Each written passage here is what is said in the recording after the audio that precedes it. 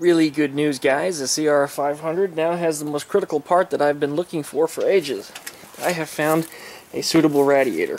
It's a little bit tweaked, but it's not leaking, and this sucker will fit right on there. And it'll get this thing going. And that's been the critical part that's been killing me for the longest time, because I couldn't find one cheap enough. This one was $30 with shipping. Not bad. So we're going to get that mounted on the front there, and then shortly thereafter, this thing is going to get started.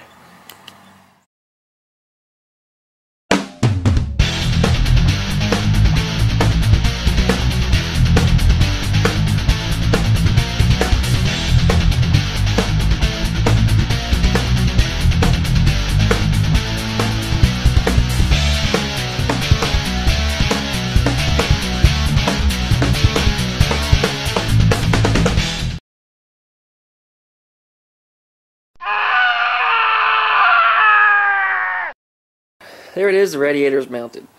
Now, if you look at the front here, you can see the mounting tabs down below at the bottom. And you may notice they don't line up. And the reason for these not lining up is because this is a CR125 radiator on a CR250 frame. Now, some guys told me that this radiator won't fit. Another guy told me this radiator will fit.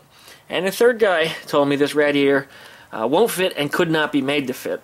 Well, all three of them are wrong, because it wouldn't take very much to make a little short metal bracket that'll bolt right in there and make this thing go. Now you say, well, why did I choose a CR125 radiator over a 250? And the reason was simple. It was $30. And $30 for a radiator is kind of hard to beat.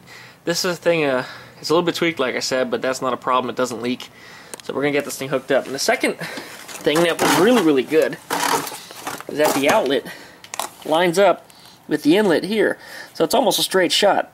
The CR250 one comes out at 90 degrees and comes back this way, as opposed to going straight down. So the CR125 is a little easier to fit the hoses onto for that reason. So while I do have to make two little metal brackets, not having to beat up the plumbing is certainly a lot easier of a job to get this thing connected.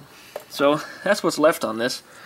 Once that thing is on there, I'm going to bolt down the cylinder correctly, get everything sealed up, put a little gas in it, it should get fired. Once we get it started, I know everything's going to work, then I'm going to go ahead and finish up the head stay that I have here. I have that in another box. There's 3 pieces of steel that I actually used to bolt this all together. So we get that set. And then I also have to make the gas tank fit. And if you remember, there's a hole in the bottom of it that I have to patch. So here's the CR500 Project Street Racer. As you see, it's still coming along. The only thing that's going to limit my time on this would be the fact that I've moved a woman in with me. And you might want to go check out LaLaLauren 311, because that's she, and she's an excellent photographer, and she'll be taking a lot of photos of this bike as we get this thing done.